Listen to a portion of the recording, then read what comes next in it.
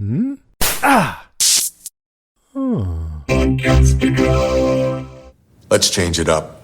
I was going over my notes last night. Something he said on his initial flight to the bookshelves caught my ear. This time I won't save your life. Armand saved you from me in 1973. Yeah, you bit me, I blacked out. He ripped you off me, dumped me in a drug den. Yes. 500 years, hundreds of thousands of kills. How often has Armand spared a life?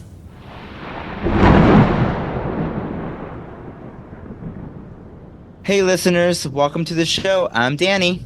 And I'm Mark. And I'm Lara. This is a spoilful podcast about Interview with the Vampire, Season 2, Episode 5. Don't be afraid, just start the tape. The synopsis for this week is Daniel and Louis recount their first interview in 1973 San Francisco while Armand is away. What are your general thoughts, Mark? Oh, mine? Intriguing and insightful of the times that we have not known before. I just love the fact that we get to go back to an interview that we have only heard about, but never have seen or heard of. And then we could actually do a comparison of that time till now and all the drama within. So Exactly. literally, that's exactly my thoughts. That's it. You have a rating?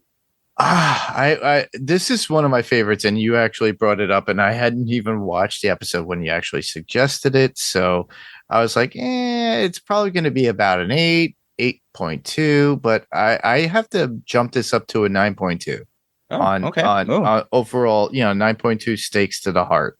Nice. How about you, Laura? I thought it was amazing, fantastic. I loved it. It was my favorite episode this season, I would say, of the series. But man, that pilot episode was amazing. I think it's still always going to be my favorite. And the finale last season was really good. So it's got a lot of good things in it. And I give it 10 out of 10 backgammon cases full of blow.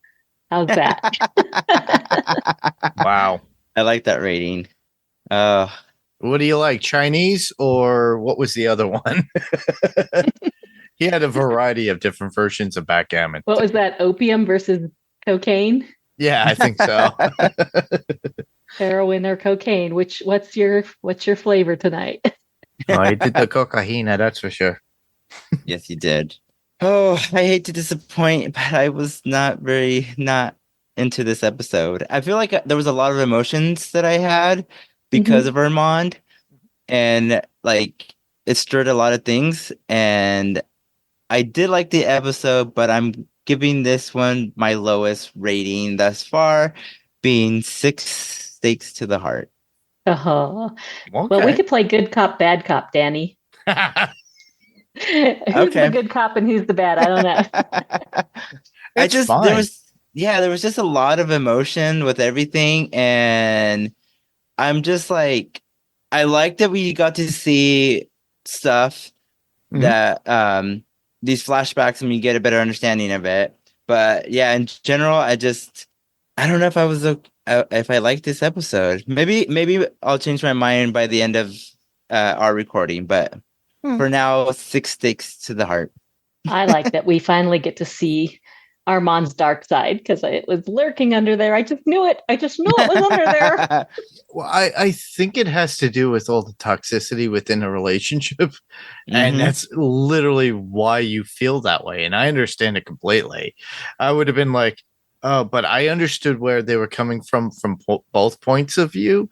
And that's why I was able to understand where Lara was seeing and liking where it was going, because it opens things to light. So yeah, I understand your point of view, Danny, and I understand Lara's point of view, and I understand my point of view. I'm like, I'm not truly in love with it, but I did really enjoy it. And I thought it was probably one of the better because it was enlightening for a lot of information that we didn't have before, because we get flashbacks, we get a lot of spats between Armand and Louis, and then we get only a little bit of Daniel in between and them trying to tame the shrew, which would be Daniel. So, but now Daniel is striking back in this particular episode and trying to dig out more of the information, which he's Yeah. getting from the Talamasca as well, and showing it to Louis, and then pulling the truth from these tapes and information. So that's really what it boils down to me. That's why I gave it the rating I did. I'm not, oh, it's a 10. 10 stakes to the heart. No, it's not a true 10. Honestly, nothing could be a true 10 to me unless Iron Man came to my house and gave me a birthday party. I don't know. But that's not going to happen. Or Spider-Man. Spider-Man would be the first. I want Peter Parker at my house. But anyhow, that it's honestly, I thought story-wise, it was very creative. It was done very well. The acting was incredible. The scenes were done very well with the wardrobe, the attitude of the era, I should say, because it was within the 70s. It was 1973. Now, mind you, Lara and I were probably about a year old at the time. At that time, but we, not to give away our ages, everybody. Actually, Lara's really 25 years old, so just keep that in mind. I'm the old guy. But anyhow. Well, I don't agree with that part, but I agree. Laura's 25. But the thing is that, I understood because I could recognize how it was at that time, but how dark it was, how Armand was. And as we get into our discussion and break it down, and I think we're going to do this by scene, right? Yeah. So we're doing it a different way. We're trying something new. We're breaking down the episodes. That way we don't miss anything, and we can cover stuff. And so with better, a bit of an experiment. So if it works out good, and if you listeners have feedback on it and want us to go to the more freeform way we were doing it before, let us know. Yeah. Yes. Lead the way, Mr. Daniel. All right. So the first scene we have here is Armand goes out for dinner. So we kind of get a better understanding that Armand because of his age, doesn't require to eat as often. And so because of this, he chooses to play a game with his victims. Yes, he finds a ne'er-do-well. He's like an arms dealer or something like that, this Malik guy. Yeah, they try to rid the world of like somebody who's like really heinous to the world. That is preying on the populace. So it's their idea. Yeah. It's like, well, you know what? He's an arms dealer. He gives to these people, which provokes more bad influence to society. So we're doing the world a service. And that's the reason why they do that. So, and I love how Daniel asks him, he goes, so what if he wins? Well, he makes a lot of Bitcoin at that point to be happy. And then the question comes up is, has anybody ever done that before? And then there was also the question of who else or what other types were. It's literally people who are fed up with their lives or just gave up, I think. And I thought that was interesting, but I just like the idea that they're trying to get rid of the worst people in the world. I don't know if I'm a bad person in saying that, but the fact is like they're trying to get rid of this person that is like preying on the innocents. So, but and apparently Armand is very good at it. So I feel like if I was a vampire, I think that would be my go-to victim. If I had to like I feel like I would be able to justify my actions, not only because I'm a predator and I have to suck blood, but I would justify. Jeeves said it's a biological imperative that they have to eat. Exactly. Yeah. So it's like, my victims would essentially be those who cause harm to other people. Yeah.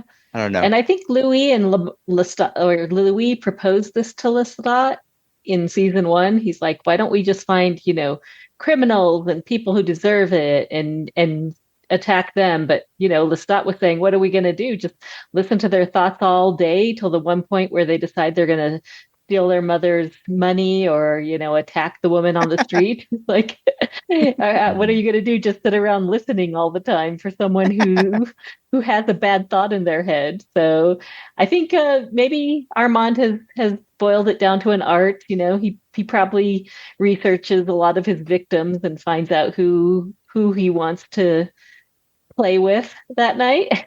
Well, there are dealers, so at that point they could vet whoever they want, and then Well, and just they can also choose. listen to minds. So That I'm is sure true. they know if there's someone out there who's been a long time, drug dealer or arms dealer or something like that. So, FYI, if you're a UPS delivery guy, do not go to their house. And you have bad thoughts. Just saying. And I love that Armand is wearing his black turtleneck, looking like an evil Steve Jobs. He's like Dr. Evil. It's my night to go hunting. I'll see you boys later. Yes. Oh my goodness. And he leaves them alone, which I suspect was very intentional. I have a feeling. I don't think he left them to their own devices and didn't think that they were going to start talking about him or, discussing, because he's been there the whole time. He tries to hover all the time. Why is he leaving now? Yeah. I think it's because occasionally he has to feed, and even if it's so long between. So maybe this was the first time in a long time. Who knows? I'm with you, Laura. I feel like there's some An ulterior motive. Yeah, I don't know. Especially in my mind, I keep thinking Armand has to be going into Daniel Malloy's head and seeing that he's getting this information from the Telemasque. There has so I'm wondering if he's I wonder if Daniel Malloy is going to open up to Louis if I'm not there. I wonder how much what is he going to do if I'm Maybe not trying there? to figure out how much they know. Yeah, exactly. Yeah. And just kind of And so I feel like Armand has something had some motives on leaving at this point. Maybe we'll revisit at the end when he comes back from his dinner out. Yes. All right, so let's go to the next point. Daniel goes to Louis vampire drug sex den. So we then venture back to 1973 with the initial interview. Yeah. I will say that I was very intrigued when Daniel Malloy was stripping down. I was like, "Oh, this is gonna happen. He's gonna try to have sex with Louis." And Daniel's like, "Did we?" And then all of a sudden it's a flashback, and he's like, "Yeah," and then he takes off his shirt.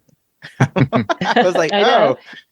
He walks into Louis' apartment and he's been saying he's a vampire, and Daniel's like, yeah, whatever. And then he actually sees a coffin there, and he's like, okay, this guy is kinky. What's going on here? Yeah, well, I thought it was, honestly, I thought it was because Daniel was trying to be a little bit more, because it was the 70s.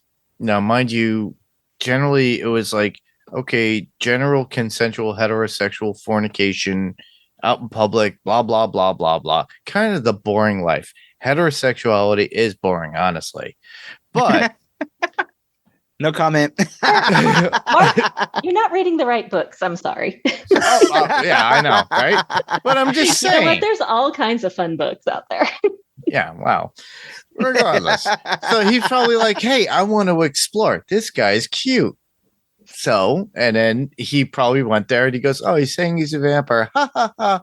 Let's have some drugs, have some sex, do whatever. And then literally this unfolds and happens. So I think Daniel was a little bit experimental at that time, which I think in modern TV, culture is accepted. So now we could watch this and see it unfold for that time, even though back then it was completely taboo. And my feeling is great. Thankfully, we have something like this. I'm not saying, hey, I want to see Daniel and Louis get it on, but the thing is that it's initiated, it's given that consensual feeling and the fact that you could see there was an attraction. But with Louis, it was even more of an attraction because he wanted blood out of the deal at that time. But he was also, I'm going to use the word drunkified for a vampire, because he was like, when he started like going on, and I might be cross platforming at this point for things that you have within the doc, of when he opens up about Lestat and describing Lestat and his whole encounter with Lestat and how he feels about him, because he makes him look like a buffoon, a pompous buffoon, and how he was trying to manipulate Louis and Claudia and everything else. So the story is kind of jaded at that point. Whereas comparison to now, when Louis and Armand are there and Louis gives his story, it's a bit different. But not Of just course, I to don't cross think platform. he had started drinking Daniel's blood while he was telling the story. No. And he got drugged from Daniel's blood. So it was after he told his whole story about Lestat that he started, before he started tripping out from Daniel's blood. And I was because he had drugs in him. Think about it. He got double dosed. Dude, he had a whole backgammon game case full of blow. So, yeah. Yeah. Imagine if it was Chinese checkers or something, and then you have to go and you have to do a shot or snort something. Woof.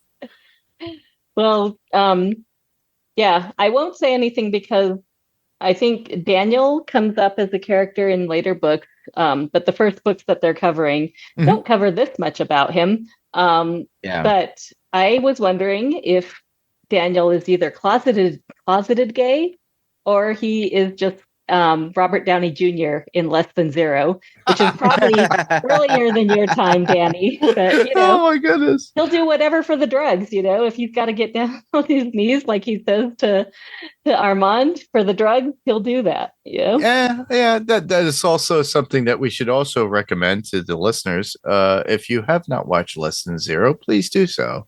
You go ahead, James Spader. I thought you were saying for those. You want to get on your knees for drugs? I was like, wait, this is taking... No, hell no. This is taking a different turn. No. Please say no to drugs. But Armand mentions it to him later, or he mentions it to Armand later. Yeah. Not for drugs, just to save his life. Yes, to save his life. Yes. Exactly.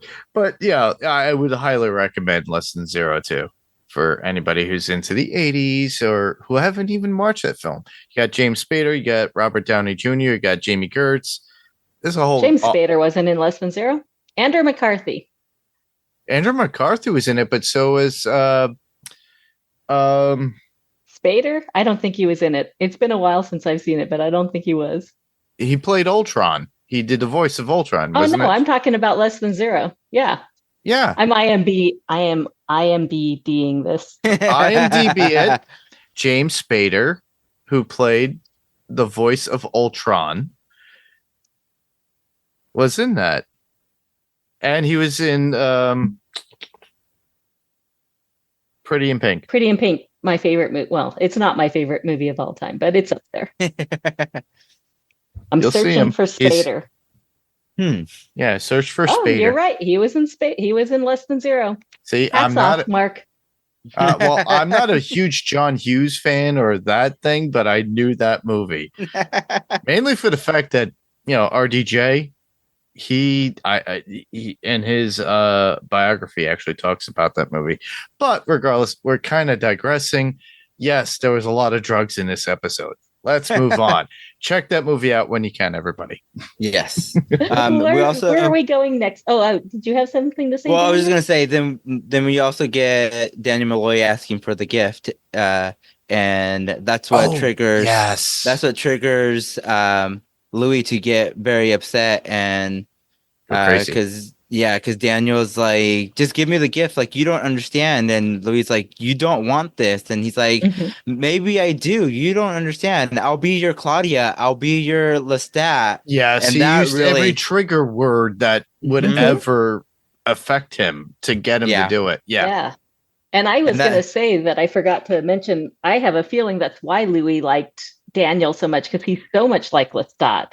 Like he has this just love for life and he wants to squeeze every bit out of life. And he's basically telling Louis that, which is so much like Lestat. Yeah. He's trying to squeeze the real story out of Louis, and Louis likes it. And so that's a segue to our next point is the missing 9 minutes, which we get to see what happened after Oh, Louis tries to God. kill Daniel, and Armand shows up and saves, He Daniel tortures. He basically tortures Daniel, Well, we haven't got there yet. First, doesn't he? Louis goes into the sun, but I love how old Daniel in Dubai says that that wet thud, that's me. That's Armand saving me. Because he just pulls them Yes. apart and he knocks Daniel across the wall so hard that the plaster breaks. Mm. Yeah. It's like Louis was he was poking the lion.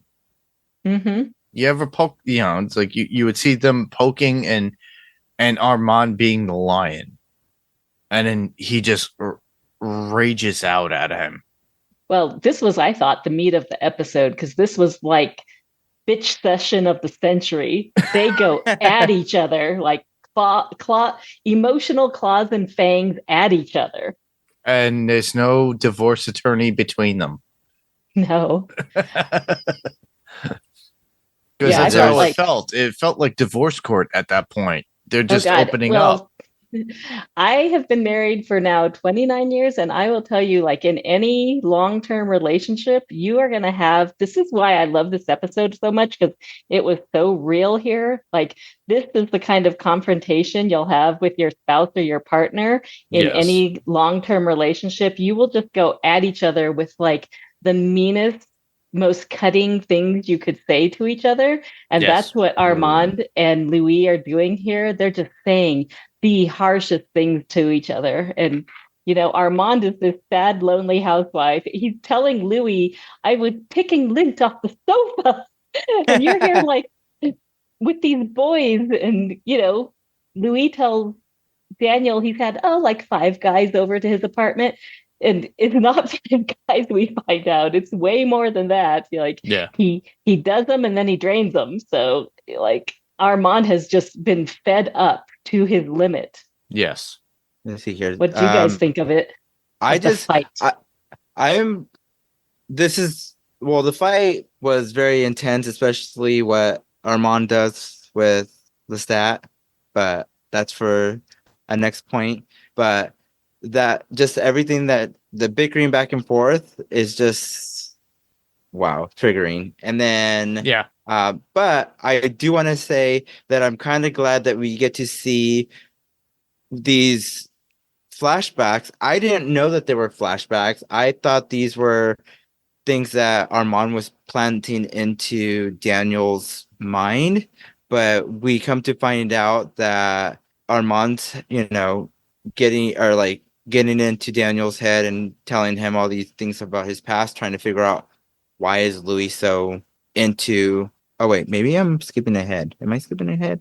I think I might be skipping ahead. Yeah, this is when they're fighting each other just before Louis steps into the sun. Yeah. Well, I'm just glad that we kind of get some clarity on those flashbacks. And so, I'll talk more about them later on. But yeah. I just love the line when, first of all, first they're just fighting with each other. They're just so fed up with each other.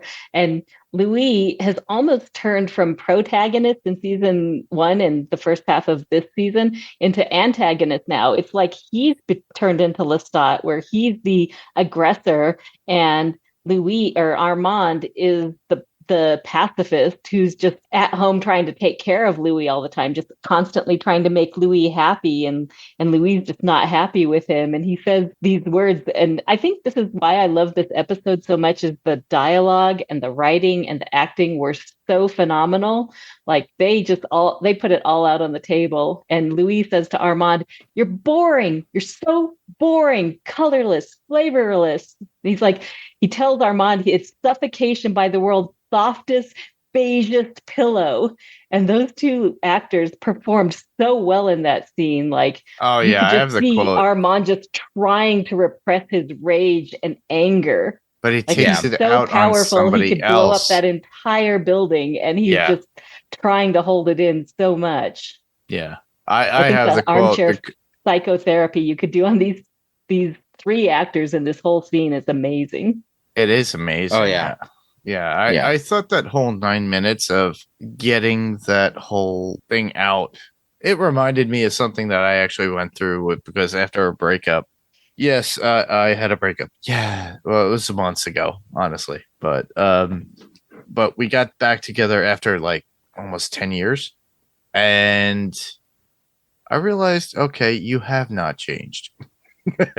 So it was one of those things, and I realized it. So, and like I was building her up, she was helping me out, and then when I found a point of where I lost a friend through death, she was not there. So I was like, okay, but and then just the beratement of, "You're a terrible man," blah blah blah, and I'm like, okay, we're back to that. Good thing I'm at arm's distance now. And I just walked Sometimes you have to away. do that. I just walked away. And you just realize that. But I see in comparison not only Louis and Armand, but also Louis and Lestat, because it's the same relationship. Louis finds the same relationship no matter what time. He traded Lestat for Armand. And on top of that, for somebody who he would think of as a daughter or a sibling, would be Claudia too, because even Claudia was abusing him verbally as well. So that's literally what has been brought up. So it's as if Louis is constantly abusing himself within these relationships and finding the same thing over and over again, whether it be a lover or quote unquote relative at this point, somebody that he deems as sister or daughter. And what I found interesting is that this fight takes place 30 years into their relationship. And they say that Lestat and Louis only lasted about 30 years too. So something happens in this time period that they either reconcile somehow and stay together another 40 years, or something else happened. But that's another story. I think the whole thing is that's the next part of the story, I guess. But I think it's funny that it seems to be important to Armand that he listens to all the tapes, and he's like, all he hears in the tapes is Lestat, Lestat, Lestat, Lestat, Lestat. He says sometimes he throws in Claudia, but it's all Lestat. It's like, dude, we've been together for just as long as you've been together with Lestat. I didn't hear my name one time. Maybe he heard it a few times when he talked about Paris. Yeah. But he's like, and Louis is like, I talked shit about him the whole time. It's like, you were talking about your ex the entire freaking time, dude. Yeah. I mean, how would you feel if your partner was like, you did an interview with someone and all you did was bitch about your ex, and you didn't talk one time about this grand, glorious relationship we have? Oh gosh, yeah. So it's just funny that I feel like Armand loves Louis, but Louis, I don't know. I don't feel like he really loves Armand. He feels like Armand is security in my mind. And he's then the Claudia, rebound comfortability. Yeah, he's the comfortable rebound, maybe, at least as far as Daniel said. And then Claudia, he said that he loved, I mean, I truly believe that Louis loved Claudia, but then, Armand goes and triggers him and says that, no, Claudia never loved you, which starts Louis down in his little downward spiral. He starts like hearing Claudia or something because he starts to freak out then. It's All right. it's a weird situation, everybody. So Yes. if All you right. if you need to recollect, collect your thoughts, come back to us. Come back to us. that I'm not trying to be zen, but honestly, it's a lot of what's going on, and a It lot was of people. heavy. It was. It It is. is a It was heavy heavy. episode, honestly. And that's why I love it so much, because it's supposed to be a story about these supernatural characters, but they're so human. And I think Yes. that's why it was so effective. Well, that's the whole thing. It's so human. It defies all of any. Has nothing to do with sexuality, in my opinion. It has to do with love, relationships, and previous relationships. It has nothing to do with you, whatever sexuality you are. It does. Who cares? Or whatever species you are. Exactly. Humans, vampires, they all have relationship werewolves, problems. whatever. Who cares? It's literally interrelations that is the whole sum of the story. It has nothing to do. So anybody could watch this and take something out of it for their own, whether it be therapy or understanding, because anybody knows anything of a toxic relationship, they'll realize it and see themselves in it in some light, saying, I was that person. I was Louis. No, I was Armand. I need to change this about myself. So that's what I like about this, because you could actually open it up to a generality. It doesn't have to be everything, Let's see here. Let's move on to the next point, where Louis takes a walk in the sun, which, of course, we don't see this in the book or in the movie. And so this is a new element to everything, because we don't we don't have this understanding that he would do that. And after all this back and forth, he runs, and even Daniel's like, okay, here you are, you leave, and then here's the door slams again, and then we hear you scream. So what's going on? And even Louis is like confused. He's like, I don't know. And then all of a sudden he starts to remember, like, oh shit, I went into the sun. And like I think maybe this happened not too far. Well, I guess if they've been together for 30 years, I wonder how far into their relationship did we lose. Well, I don't know if I guess this is spoiled full, so we all know Claudia dies. If you don't want to know, flip forward just a few seconds. Well, that's from the book, so yeah. From the book and the movie, we know Claudia passes away, but in the show we don't know. Yeah, we don't know. Yeah. So maybe this is something else that Armand has suppressed from Louis' brain, and we're gonna find out that Claudia is in one of the what is it, the lockers or whatever that the vampires get put in the basement for punishment or whatever. Maybe that's where she's at, and Louis is gonna have a memory and be like, oh, this is where she's at. And I don't know. Here's to hoping. I don't know. Just like they put Louis in a coffin and then mortared up the wall over him. Maybe they do that to Claudia this time. Yeah. That would be interesting. Be. I love how they got to that point, though. I love how they're listening to the tape, and Daniel's like, there's one metal door and there's another metal door, and they're like rebuilding their memories together, because for some reason they have blanked out this entire portion of that night.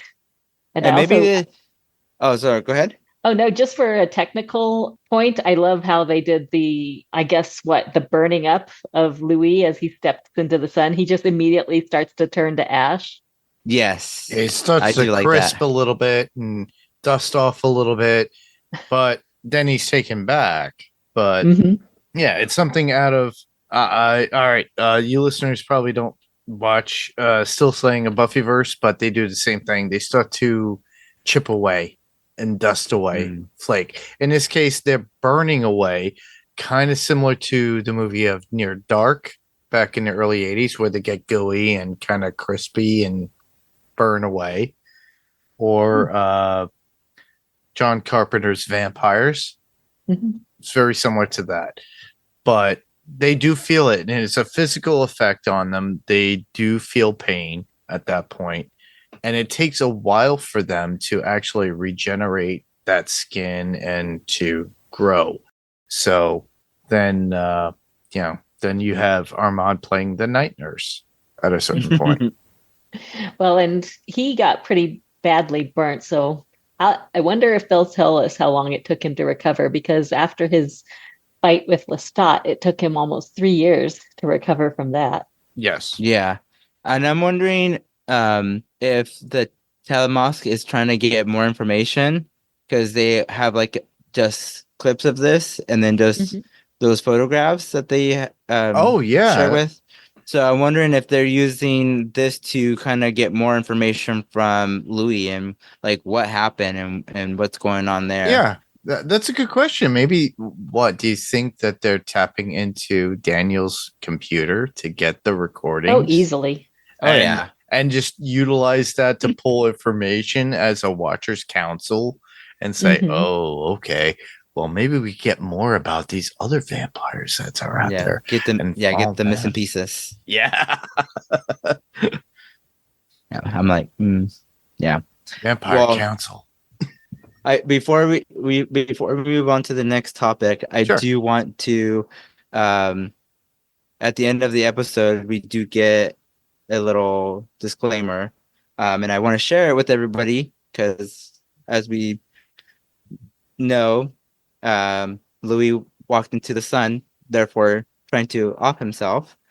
So if you or someone you know is struggling with thoughts of suicide, you can call 1-800-273-TALK, and that's 800-273-8255, or you can go to suicidepreventionlifeline.org for resources and support. And then you can also reach out to the Trevor Project, which is an LGBTQ plus organization that specializes in suicide hotline for the LGBTQ plus community. And you can go to their website, thetrevorproject.org, or you can reach them at 866 sorry, let me try that again. Phone number is 866-488-7386. So those are some great resources if you are struggling with those kind of thoughts. You're not, Yes. And if you can't, if you don't feel comfortable sharing with your friends or family, these are some really great resources for you to reach out to. And we will leave those in the show notes for you people too. So Daniel will be sending them to me, and I'll put them in the show notes. Perfect. Which takes us to the next Armand, the gremlin or a good nurse? Which is what Louis asks him. He goes up to when they're fighting with each other, he goes up to Armand and says, so what is it tonight? Are you going to be the gremlin? Are you going to cut off my hands? Are you going to be the good nurse and basically like lick my boots? So he must know that Armand has some mood swings once in a while. Yes. I feel like at this point, Armand's very upset because he doesn't understand why, like, what's so special about Daniel Malloy and why he's trying to like why him? Why is he not like draining him like he's done the other people? And he's trying to figure out why, like, why are you so special? And then that's where he starts pulling those memories of, when you were a kid, you used to steal your father's Playboy, and when you're in high school, you told this girl that you would only have sex with her if you put a bag over her head, like, is this what makes you desirable? Is this why you're so interesting?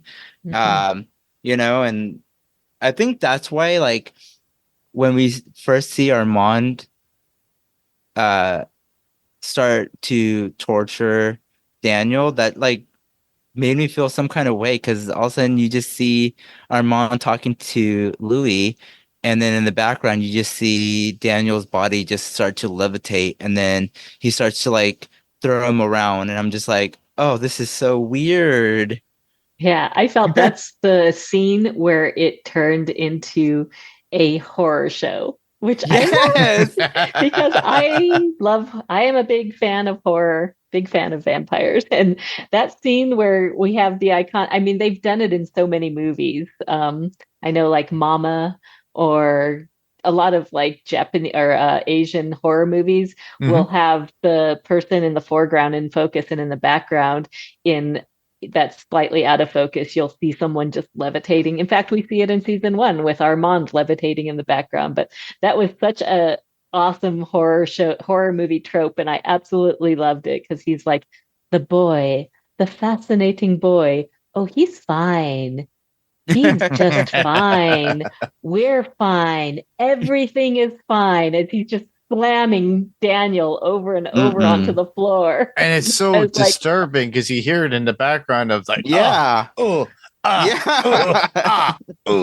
he's getting slammed from ceiling to floor, ceiling to floor, ceiling to floor. And it's like, and then he tries to work with them at the end just to get like root out any information he can. He wants to know why Daniel is so fascinating to Louis, and he's Yeah, like exactly. pulling all these memories. And he's like, is it that streak of cruelty in you that he loves so much? And like, Armand, you can't tell that he's just like Lestat.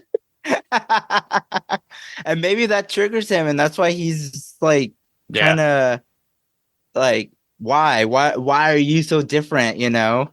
And then Daniel's like, please, I want to live, like, don't kill me, like, you know, because then we get that body in the bag. Like, I'm trying to figure out what that is, and we come to find out that person witnessed Louis walking into the sun, and Armand, being what he does, I guess, cleaning up after Louis, chases after this guy who was taking out the trash, and that's the body in the bag. And I'm trying to figure out who this person is and why I these think he flashbacks said it was a neighbor. Yeah, a neighbor. And so it's interesting to see like where that body came from, and now know that it was someone who witnessed Louis', descent into the sun. Which is sad because that person is innocent because they just saw something out of the blue. Yeah. And they're being taken advantage at that point. Yeah. But consider he was killed by a 500-year-old vampire that has probably killed tens of thousands of people in the past. So I think he tries not to kill but I'm the just innocent. saying it just through happenstance they get sucked into this and they get killed, and it just sucks. Armand is cleaning up after Louis again, which I understand. Like I have a little more empathy for Armand in this episode because he has tried nothing but to be supportive of Louis. He's like, he calls it, he talks, as he's talking to Louis, he's like, this prison of empathy that I've put you in. And it's like, he has been there for him. He's tried to, get Louis to love him. And we find out that he has not had to do it 5 times or 50 times. He has had to come to that apartment like 138 times and clean up for all the men that Louis has brought to that apartment, like fed on and then killed. So, I think he's just sick of it, and he's finally broken, and he's like, dude, I am not putting up with you anymore.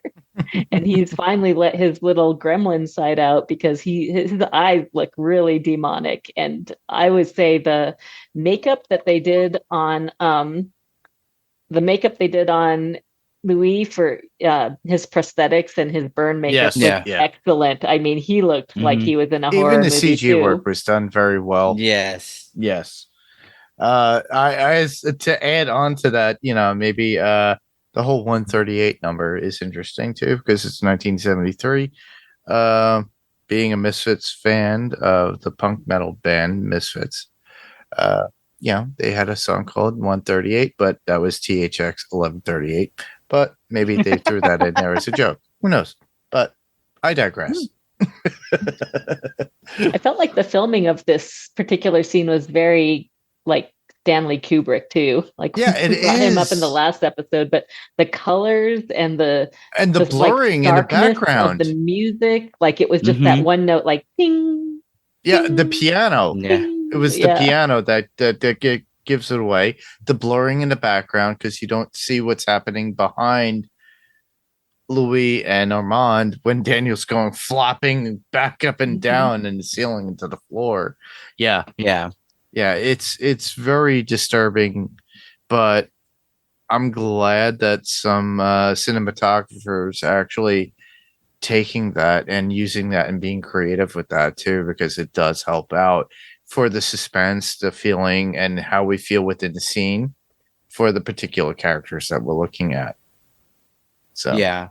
And I going back to Laura's point about, how Armand at this point is fed up. It's like I'm tired of cleaning up after you. Like, how long are you gonna be talking about Lestat and Claudia? Like, when is it gonna be us? And he's very mad, and I feel like we get a level of pettiness when he's like, Louis, I found him. Lestat, he's alive.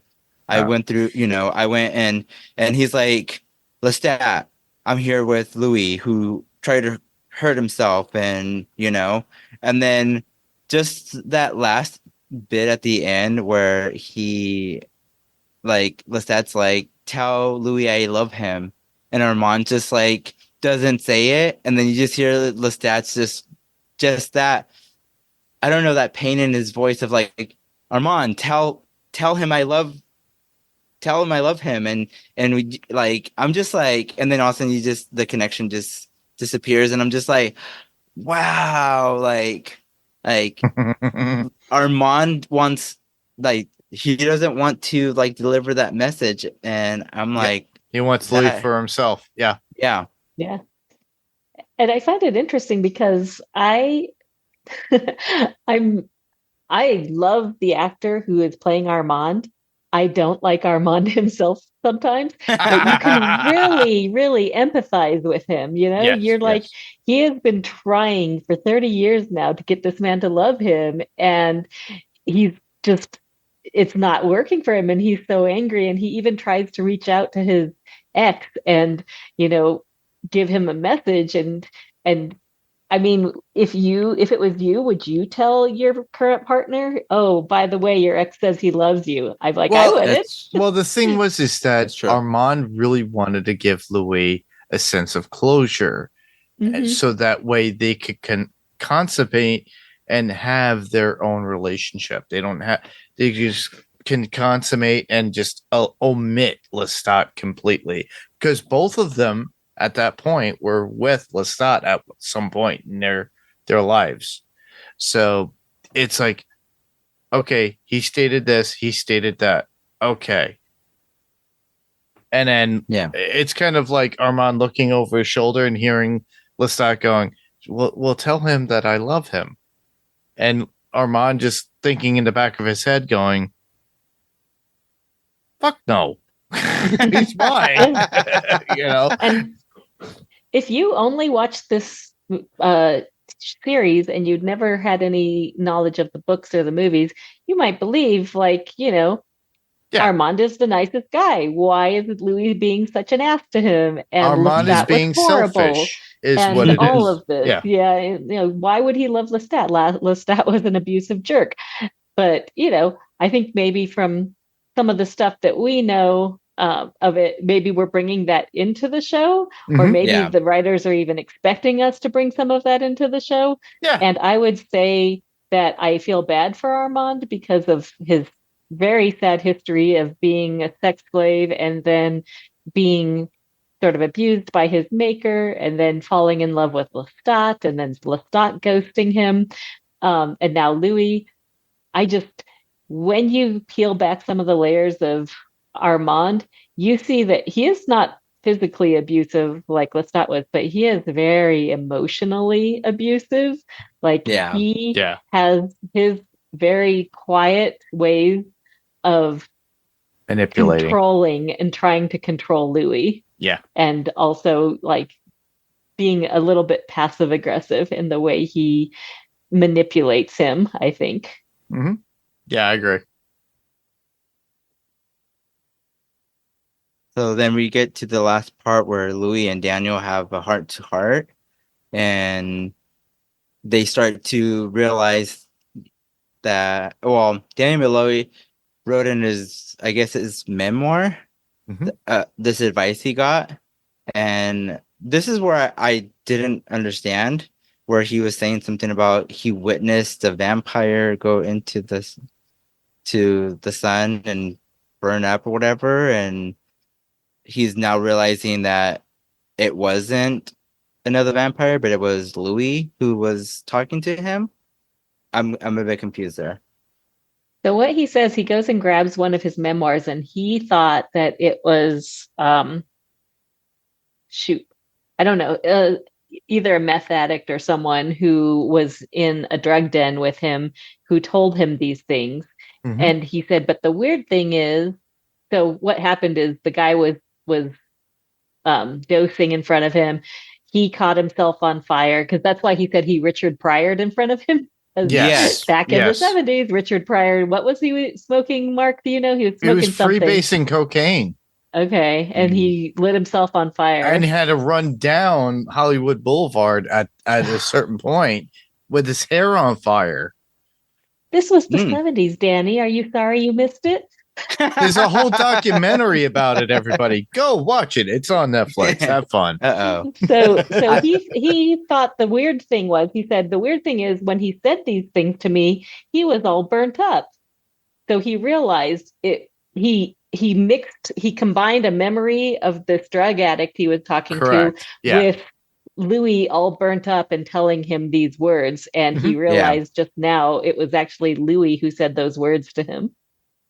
And it was like a combination of a story, so that way Daniel had something to relinquish on, to have a story to live by, because basically Armand lays out his whole life to Daniel on how he would live his life. Yeah. If you think about it, in the end. Yeah. Yeah, I almost thought that was, I thought that was a really beautiful scene because at that point, Daniel or Louis, Armand is about to kill Daniel, and Louis wants Daniel to live. Correct. And so he tells Armand, "You are not going to kill him. It's not a request. I'm telling you, he's going to live." And he goes and says these words to Daniel. And even though Daniel's had shitty marriages and he's messed up his kids and everything, all this while he's had that motto just in the back of his mind. And the first thing he says is, there are stories to tell, or there are stories that need to be told, which if you go back to season 1, those are the first few words that he says on his infomercial that he's making and he's watching at the beginning of the pilot episode. He says there are stories that need to be told. Makes us want to go back and watch Lara. Thank you. Yes. And then then there's that final realization that Armand has erased both their memories, not just Daniel Malloy's, but Louis, because he doesn't remember pretty much none of what happened here until recently, when his memory started to being exposed because of his sickness, his disease that's going on. So everything's being pulled to the forefront. So I don't know if that's why he's remembering. It was a theory, but I think it's an interesting theory. I think it's an interesting theory too, because it's him opening up his mind.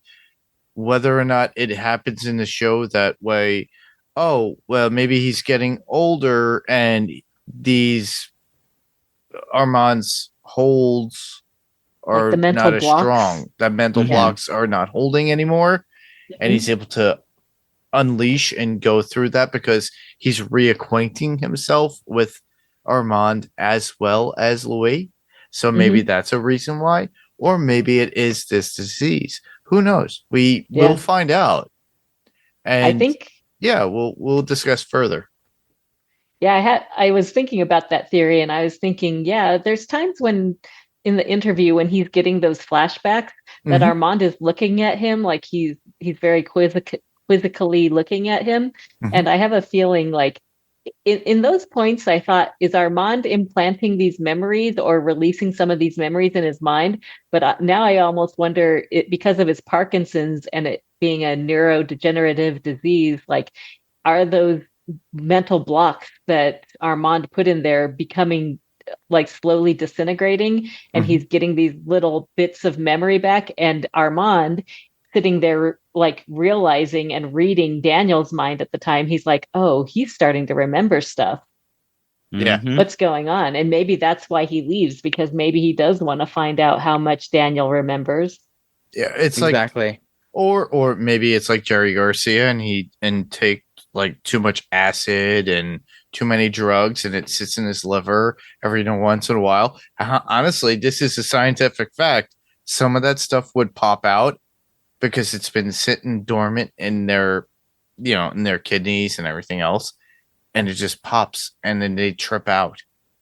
It could be the same effect in a sense for the mind. So that way, maybe the disease is doing that itself. Alzheimer's, who knows? We won't know until we get to that point, until he's properly diagnosed.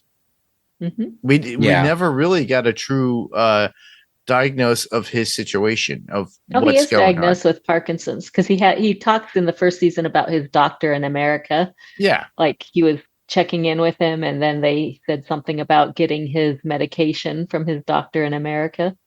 or it could be the drugs opening up his mind Hmm. as well. Who Mhm. knows? There's a lot going on. Apparently, vampires don't know everything.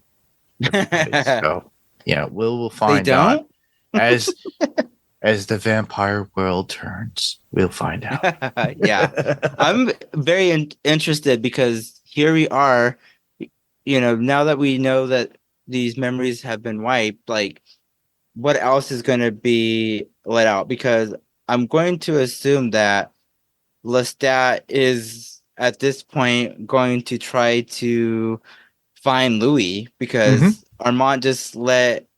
um Armand let Lestat know that Louis walked into the sun. And so if Well, he said he Lestat was loves hurt. He Oh, didn't that's say he right. tried to end his life. He said he was hurt.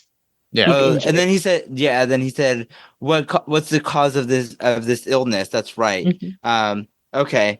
Yeah, so I wouldn't be surprised if at some point Lestat tried to find um Louis and Armand because Mhm. I'm trying to figure out where maybe even it could be that Lestat is still recovering Mhm. and from these injuries that Claudia and Louis caused him, and that's Yeah. why Yeah. he's not strong enough to find them.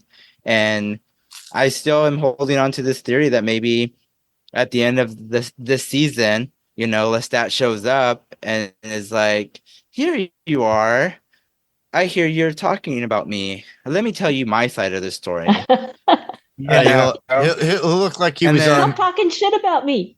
Yeah, he'll look. yes. Yeah, he'll look like the guys. What was it about? Almost like 10 years ago, if not more. Crocodilia, and they'll look like they were zombies. That Well, drug. this is the first time we've had actual confirmation in the semi-current timeline that Lestat is truly alive too. That is Yeah. Because true. before that, it Yes, was all dream thoughts, and now we finally get confirmation he is alive. but in And I thought Yeah. '73. that was interesting that Armand um, theorized that Louis was doing this on purpose because he was hoping to maybe get a book published and out there, and then Lestat would come by and see it on a bookshelf somewhere, and find out that Louis is still alive and go looking for him Hmm. because Armand seems to think that Lestat's going to come running for Louis the minute he sees this book published. Yeah.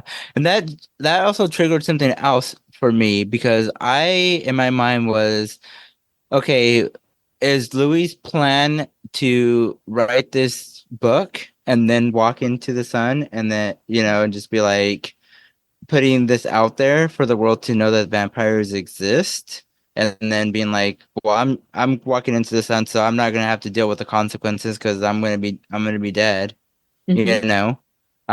But yeah, maybe Louis was writing this book to get Lestat's attention. Mhm. So, Yeah, but and even then, remember we don't know if he's alive. So I don't know if Louis would be who doing that. Lestat.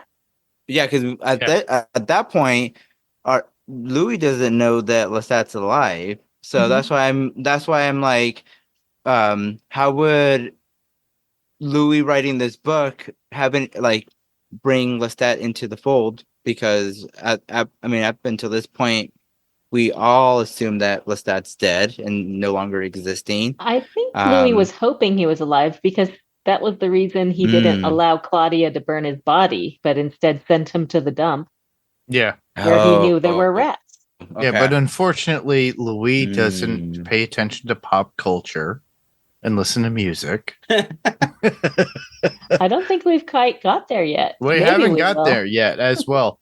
But, it was that's just a snide joke because of how the original movie left off, because we see Daniel getting bitten by Tom Cruise. All right. But the thing is tells- that yeah. this is a completely different story and setup. For all we know, Yeah. Lestat could be already a rock musician. Louis and Armand are too involved in their artisanal days and having Mm. fun as a couple and not paying attention to pop culture. And they don't realize it's in their face. For all we know, by the end of the season, they could be looking and they see a music video and there's Lestat. Yeah, that's true. We don't know. He could look like Roger Taylor or who is I'm forgetting who was a big in Pink Floyd, but it could be something like that. So influential in music wise, but in the dark realm and in the Yeah. modern day music. So and then eventually they'll be like, oh, okay. And then there'll be a tiff between both Armand. We don't know. We will find out. Yes. This is why this show is completely different from the books and from the film. So that is why I'm excited.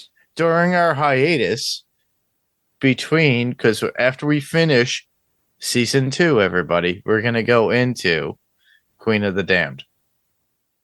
Yes. Which is good. I'm reading that right now, so I'm gonna get to see how close the movie comes to the book. Yeah, there you go. Yeah, there we go. That pretty much covers the breakdown of this episode. Do you guys have any notes? I have one. Okay.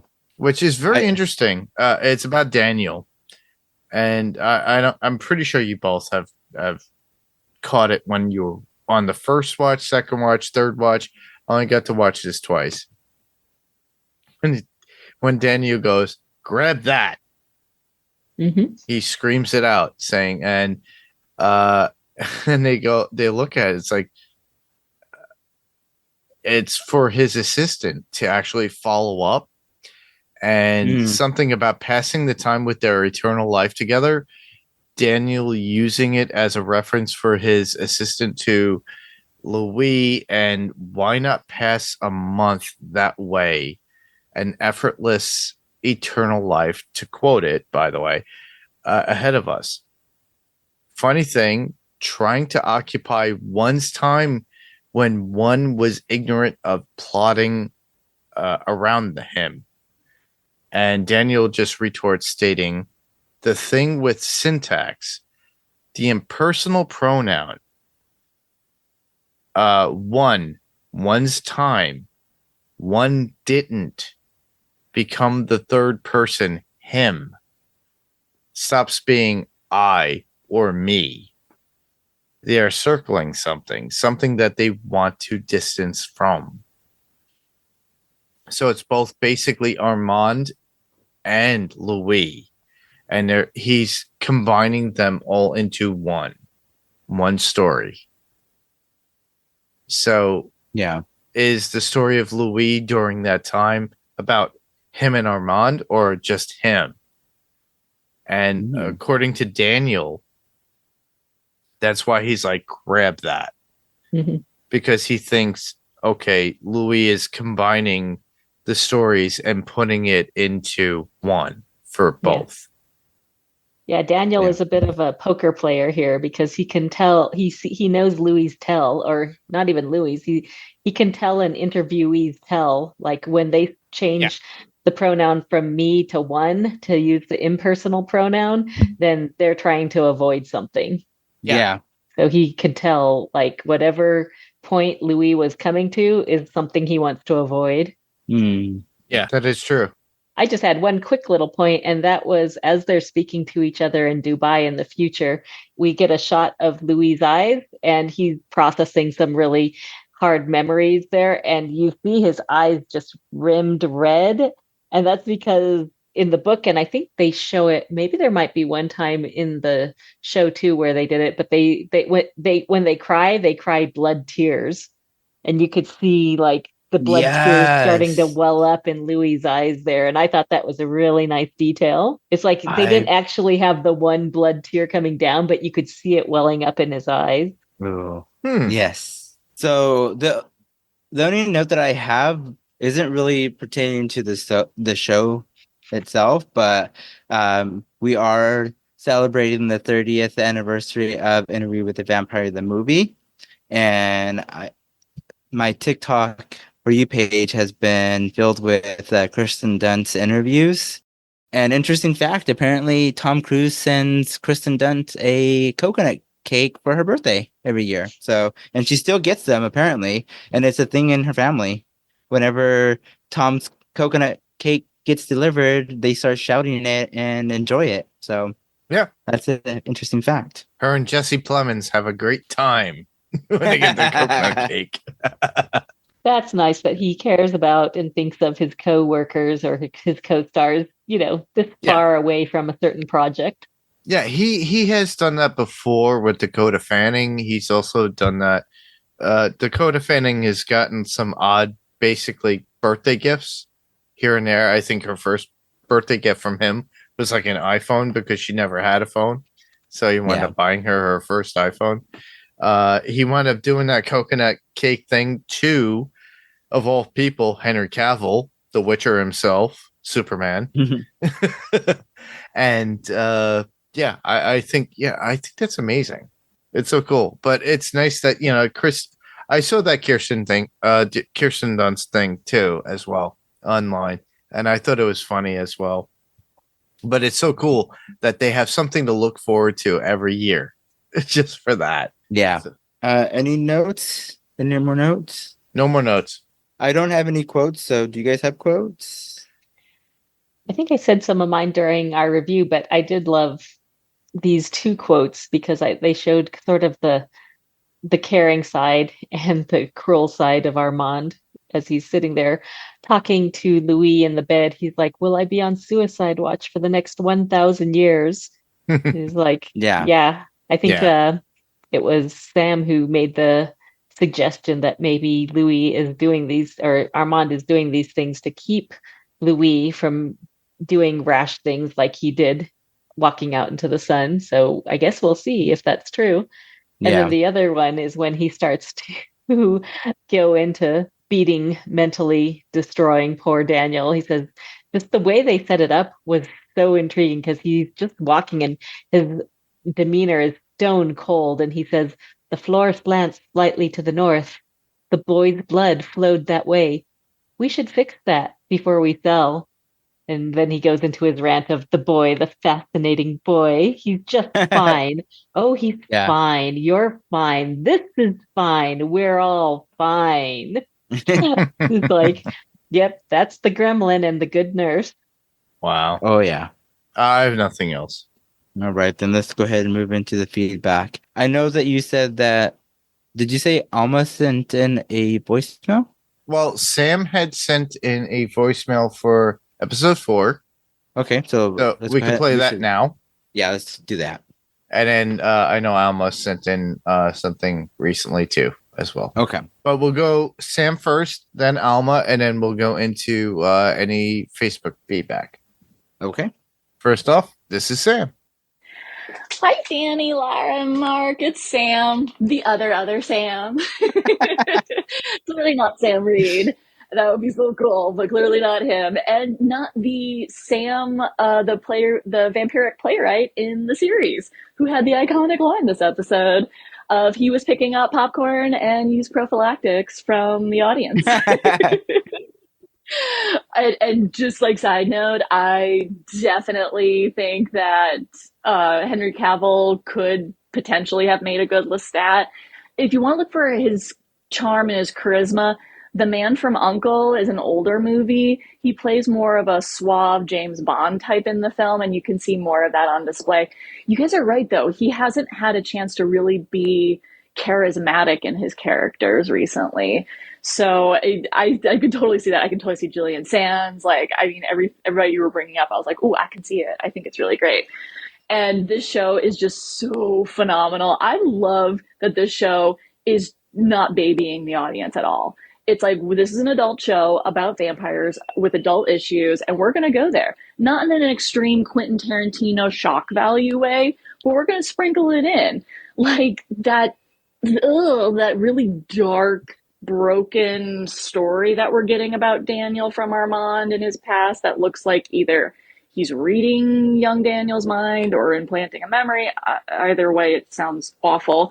Where teenage him agreed to have sex with a girl if she put a bag over her head, and she was crying and he wouldn't stop. And ooh, like, oh boy, okay, we're going there. Not something I would have associated with that character. I guess we'll see next week how that goes. And then on the polar opposite side of the spectrum, we have Igli giving a blowjob to Santiago just in the middle of backstage, not caring at all. When she stood up, I was like, and like wiped her mouth. I was like, okay, that seemed to come out of nowhere. If you rewind it, because I was like, what did I miss? I feel like I wasn't paying attention. So I rewound, and you can't see it when Santiago's in the frame. But then you pull back, and I think the other vampire's name is Romaine or something. I don't know. But he talks about, I imagine my mortal mother singing the song, blah, blah, blah. Look in the background. You can see her like aggressively going at it. I was like, all right, I'm here for it. Shock me. I like any TV show or movie that can make me feel something. I think it's amazing, and it makes me giddy, and like I'm just so enthralled with it. Speaking of which, oh my gosh, poor Armand. What a history. I mean, I remember from the books and everything, he never fails to have a tragic backstory. Yeah. Like, oh, it's so gut-wrenching, and that actor is amazing. The vulnerability in his face. Oh my gosh, he's so good at these like little micro expressions, and I'm just drawn into it. And speaking of Armand, what is that power that we saw on display in the restaurant? Like when he slammed the table, and like we know everyone froze, the mortals froze, like, you know, whatever, we've seen that with Lestat. All the vampires' heads slammed down onto the table. What was that? Like, for a second I was like, are they just being theater kids right now? No offense. I also did like a couple of semesters in theater, but it's like, oh, they're being so dramatic. But I was like, no. It looks like this is some sort of power that I don't remember. You guys remember that from the? I don't know. I don't remember. It was cool looking. And is this the last of Sam Reed we're going to be seeing for this season? I know we're halfway through and we're barreling towards the ending. I don't know. I'm going to miss Dreamstat. He was funny. When he was like making fun of Armand's romantic attempts, I was like, this is very funny. Yes. Like Sam Reed is just a prize. He's phenomenal. Just like these little expressions. I love it. Like when he mocked him. So yeah, it's an interesting thing, and I'm really looking forward to where we go from here. Oh my gosh, Delaney Hayes, she's doing such an amazing job. I was sus when she had to take over for Bailey Bass, because Bailey just did an incredible job. Delaney Hayes has my heart this season. Like, I don't know, it's the tonal shift in the character too, but oh my goodness, she's so talented. That end monologue where she's yelling at Louis for what she thinks is him not picking her again. it was just beautiful and amazing and touching and heartbreaking. And the actress is so amazing. I'm going to miss her. And the Coven of Vampires. I love that they're so bitchy and cranky and snarky and catty, even with each other.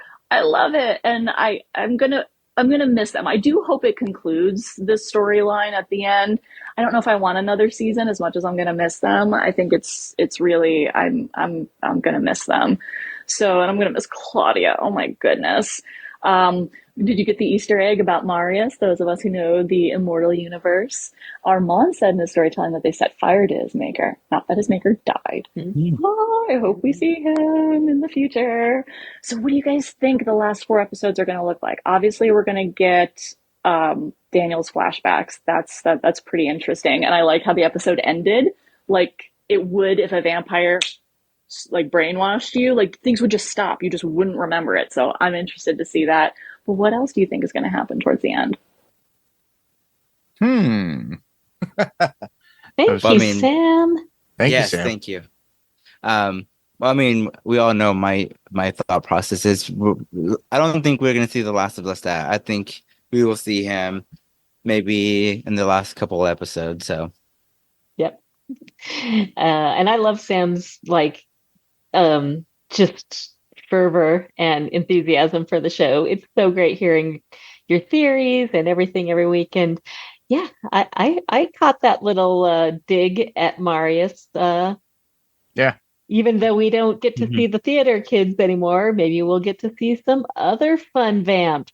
Yes, Yes. I hope so in the near future. Akasha, maybe someone named Ooh. Akasha. Ooh. All right. Well, with that, we're going to move on to the next voicemail that we have. That's from Alma Contreras. I think this is from episode 3, but we'll play it anyway because Alma, honestly, I've been getting things secondhand, but we'll let you know exactly where you could send stuff for us to get it directly. And I usually keep it that way. But here we are.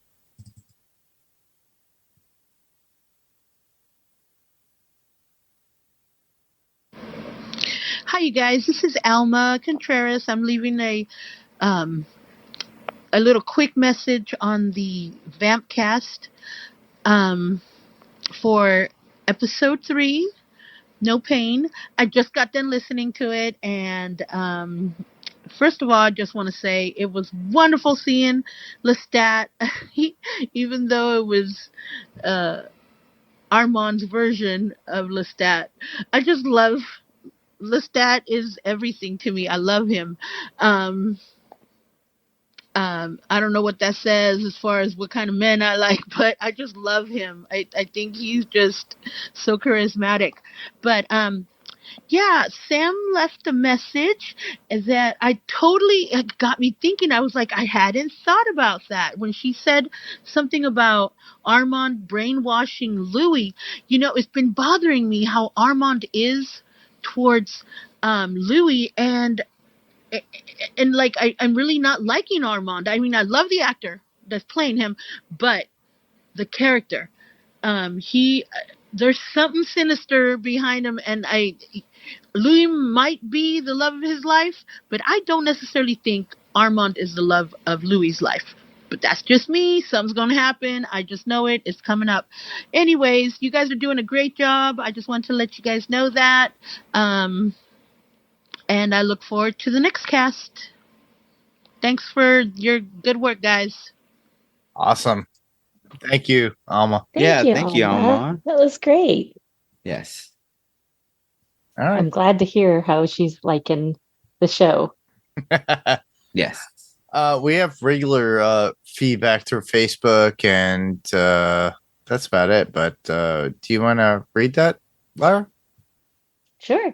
And this is Alma's feedback from this particular episode. I think she may be a little on your side, Danny. She says, I was very disappointed with this episode. I don't know what I was expecting, but it is my least favorite so far. Rolling eyes emoji. The only thing I found positive was that I got an answer to the weird flashes. When Armand kept getting in Daniel's head last episode, I gotta say, even though we got what happened in the 1970s, I was left a little confused with why Armand found it necessary to brainwash both Louis and Daniel. Maybe you guys can shed a little light on this. I am really amazed at how truly powerful Armand is. Mind blown emoji. However, I think it will backfire on him because he seems to be using his ability on Louis too hard or too much, and it's only a matter of time before Louis gets clarity. As we all know, Louis can be a bit of a hothead. I'm calling it. I don't think Armand is going to be here next season, or at least that is my hope. Fingers crossed emoji. Yes, I'm not an Armand fan. I just want Lestat back. Looking forward to listening to the cast. All right. Yes, I'm with you that's- there, Alma. I'm a big Lestat fan, even though I love this actor, Assad Zaman. Just all the snaps for him. He did such a great job in this episode. But I love my Lestat. I don't know. I think it's a bad boy complex, but I I want love my the idea. Lestat. I do agree with you both, but about Lestat, I think it has to do with the fact that he was a rock star in a book. So I have to go with that. So sorry, but I have to agree with that. Yeah, I want to see Lestat back because he's so manipulative, and Yeah. hopefully, Also so charming. exactly, but very different from Armand, who is very silent and manipulative. Hmm. So, whereas Lestat's a little bit more pompous in your face. I don't know. Maybe I like that. I can kind of understand Louis' feelings. Armand is a beautiful creature. He's very soft spoken and very powerful, but he does Yeah. not have Lestat or Daniel's dynamic personality. All right. So, what should our listeners do to submit feedback, Mark? To submit feedback, well, all you have to do is go to podcastica.com. And if you head to podcastica.com, all you have to do is go to our handy voice message link and check out all the social media like Facebook and go to facebook.com/podcastica. You could go to Twitter and at Podcastica or Instagram at House Podcastica. While you're there, if you haven't already, check out the other podcasts on Podcastica network there, which would be on podcastica.com. Do you have any recommendations on Podcastica at this point? Any of you? I am listening still to the Walking Dead rewatch with Lucy and Jason, and they just had a guest on this week. They've started up again since their small hiatus. So Okay. that's what I've been listening to on Podcastica. The Cast of Us is what you're Yes. talking about. Okay. Yeah, same here. I'm back to watch. I'm wanting to see Lucy's opinions on the rewatch, so I'm gonna be rewatching the show and listening to the Cast of Us. Okay. 'Cause- So The Cast of Us is something you can find on podcastica.com as well as the. Ooh, I have one. All right. I'm listening to Mark and Jamie doing Dead Boy Detectives Oh, because okay. I am a big Neil Gaiman fan. I'm not plugging that, everybody. She is, not me. I am. It's great, and I really enjoy it, and you guys should listen in. Okay. Also, you could check out the Revisited podcast, which is a collaboration podcast between Wilhelm and Podcastica as they continue their coverage of all things Ted Lasso. And we're coming up at the very end of Ted Lasso for season 3. So they're going to come up with the very last episode of what they're going to do next. So check it out. You can check that out with Wilhelm at Wilhelm or at Podcastica. So check those two. Same podcast, 2 different streams, but check it out. Revisited, the Revisited cast. Anyhow, you can also hear me on Adrenaline Cinema podcast, as this is on here as well in the future. After we wrap up Interview with the Vampire, we're going to go back to movie format. But you can hear me on Panels to Pixels podcast, which is we're covering Dark Matter. So it's season 1 Dark Matter on Apple TV Plus. And after that, we're going right into, or maybe coinciding, I don't really know. I'm in podcast overload, everybody. The Boys came out today. We're recording this on June 13th, and The Boys just came out. So I might have to do and double up podcasts this week and edit and get these out to you. So just keep in mind, that's why Mark might be a little bit off this week. So anyhow, I'm having fun with it, and I do like the idea of covering multiple podcasts: Dead Boy Detectives, Interview with You with the Vampire, The Boys, as well as anything else. I'm gonna be on, of all things. We have Fantasy Picks Movie Edition coming out again for just like a little short podcast to initiate what they're going to do in the future. So Rob's going to come back with a little thing. So you're going to hear me again. So I think this will be like 5 or 6 podcasts at this point. So please bear with me. Be gentle. We appreciate you, Mark. You do a lot. Be gentle. Anyhow. So I'm doing a lot, and I'm working as well. So I'm not somebody who makes money from podcasts. I just have fun doing it with our friends, and I just like that. And I kind of try to spread the wealth when it comes to having people on, people taking over, or doing things of the same. Because guess what? Snowpiercer is coming back. So that's coming back soon too. So that's another podcast, everybody. So I don't know.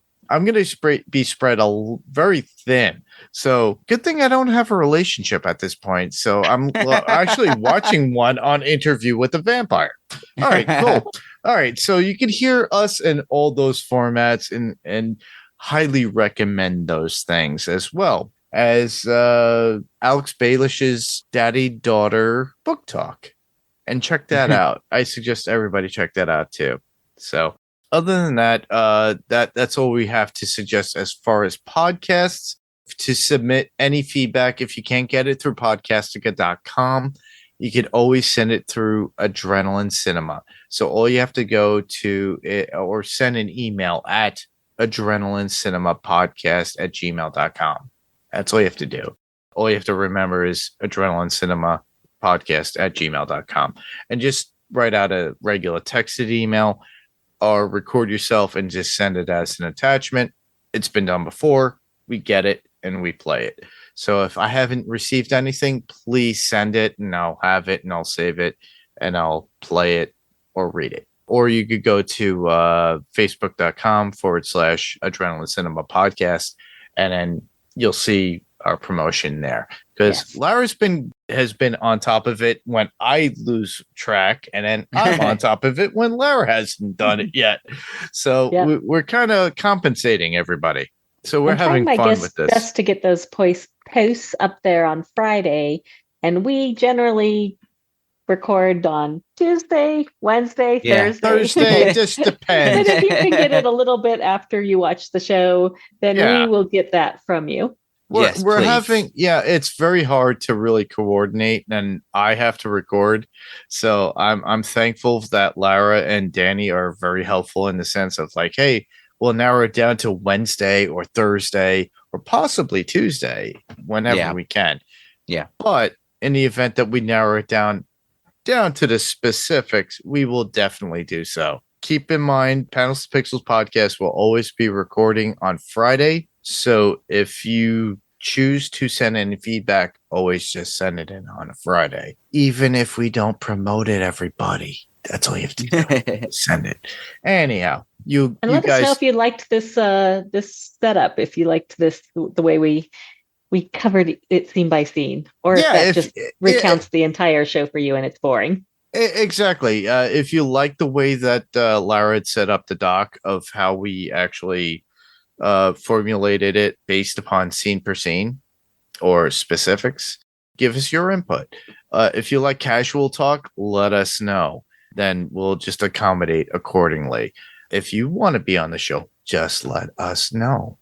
Because all you have to do is send an email to adrenalinecinema podcast@gmail.com, and we'll consider you. All you have to do is have good headphones, a microphone, and an ability to be on Zoom, and we'll be able to record together. So let us know.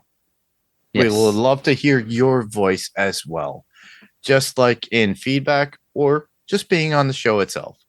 You know, everybody loves the idea of being on and having fun. And that's the whole point. We're having fun. Yes. Anyhow, with that, Next week, we will be covering Season 2, Episode 6, Like the Light by Which God Made the World Before He Made Light. Ooh, so poetic. I know. I So believe that's biblical. straight from the pen of Miss Anne Rice herself. Yes. it sounds so biblical. It It's weird. does. Yeah. Well, that was our coverage for this episode. I'm Danny. And I'm Mark. And I'm Lara. Thanks for listening. There you go. Lovely. That's a wrap. Yes. I know it could get a little bit blah, blah, blah, blah, blah, blah, blah, blah, blah, blah. So I was trying to hold back tonight.